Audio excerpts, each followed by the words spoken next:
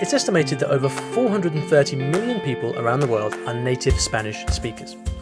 There are 21 countries where Spanish is the official language, including Spain, Equatorial Guinea, and 19 countries in Latin America and the Caribbean. It is no wonder then that Spanish is one of the most diverse languages in the world. So as a student learning Spanish, especially at the intermediate level, it gets a bit tricky. You want to be able to understand everyone no matter where you go. So to help you with this problem, I'm going to sum up a few key differences across various Spanish dialects. Of course, it would be impossible to cover all of the diversity here, so I'm going to start with a couple of big differences that often transcend borders, cultures, and continents. So first, I'll cover the key differences in pronunciation, like the Ce and Th sounds, and that double L in Spanish. I'll also talk a little bit about mboseo. So if you haven't heard about that phenomenon, or are totally confused by it, then stick around. Then at the end, I'll sum up a few factors that influence vocabulary choice in different dialects. Don't forget to subscribe to the channel if this all sounds good and you'd like to be notified about new videos that are released twice every week. Latin America versus Spain. In Spanish 101, everyone learns about the difference between vosotros and ustedes. As an intermediate student, you've probably also realized that pronunciation in Spain and Latin America can also be quite distinct. I'd say that the Ce and Th pronunciation is one of the biggest differences.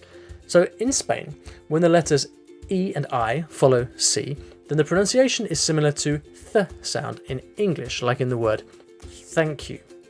The same is also true with the letter Z or Zeta. When Z is used, it's also pronounced like the Th sound in English. So the CE, CI, and Z pronunciations are all essentially the same. It's a Th sound, as in thank you. In contrast, in Latin America, the CI, CE, and Z pronunciation is not at all like in Spain. It's not a Th sound, but rather an S sound, like S. It's the same as in English. This tendency is called ceseo. Now let's look at the difference by pronouncing a few words. Cerveza, cerveza. Cielo, cielo. Zoológico, zoológico. So if you're planning to visit or live in Spain, then you should adopt the Th way of pronouncing these CE, CI, and Z combinations. Whereas if you're going to be in Latin America, then life just got a little bit easier for you because you can just pronounce everything like a S in English. The double L sound, or elle in Spanish, is another dynamic pronunciation. It's one double letter combination with 3 common sounds. This time, the distinguishing factor isn't Spain or Latin America, but it's actually regional. It even varies within certain countries. So we have 3 common pronunciations. We have elle, pronounced like a Y. This is the most common pronunciation and prevalent in Spain and many parts of Latin America. We also have elle, like a J sound. Some countries have this regional variation, like Mexico and Colombia. Or esche, as in the sh sound. This is most common in the Rio de la Plata region of South America, like in Argentina and Uruguay. Now let's look at how this pronunciation changes with a few examples. Llevar, llevar, llevar. Amarillo, amarillo, amarillo. In another video, I did a really in-depth overview of this double L sound, so I'd suggest watching that video if you want to practice a bit more. Okay, now what about grammatical differences? Well, if you think vosotros and ustedes is the only grammatical thing that changes across dialects, then you're very much mistaken.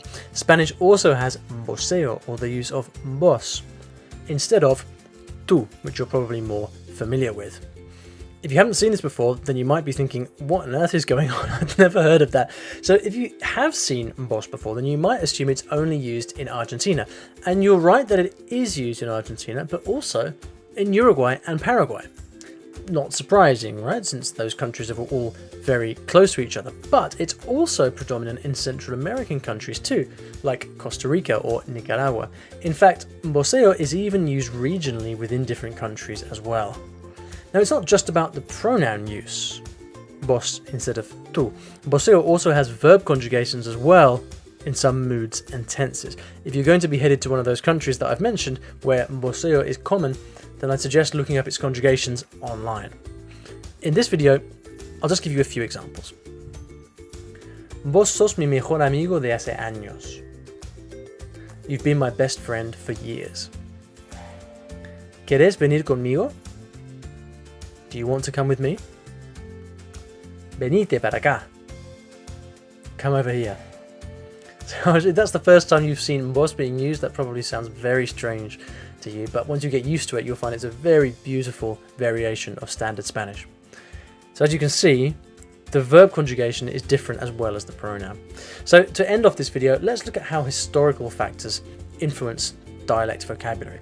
For instance, Argentina received a ton of Italian immigrants in the 19th century, which has influenced their dialect, like the word fiaca, which means laziness. It comes from fiacca in Italian, which means the same thing. Also, the word pibe, for guy or boy, comes from the word pivello in Italian, which means rookie. Another big factor is indigenous languages. Countries with large indigenous populations will undoubtedly have dialects with words of indigenous origin. Here are a few examples. In Central America, chompipe means turkey. This word comes from the Nahuatl language. In Chile, pololo or polola, meaning boyfriend or girlfriend, comes from the Mapudungun language. Pololo actually refers to a specific species of insect, so imagine that. So to sum up this video, Spanish, as you know, is a diverse language. Getting to know all of its dialects would take years of study, so don't get overwhelmed by that. The best thing to do is to get familiar with the Spanish dialects you think you'll encounter most, and then focus on the basics, because once the basics of Spanish are under your control, it's very easy to adapt to any particular variety. So are you learning a particular type of Spanish? Let me know in the comments below. Déjame saber. Would you like to learn more about Spanish-speaking culture and traveling around the Spanish-speaking world? If so, we've got more videos for you right here.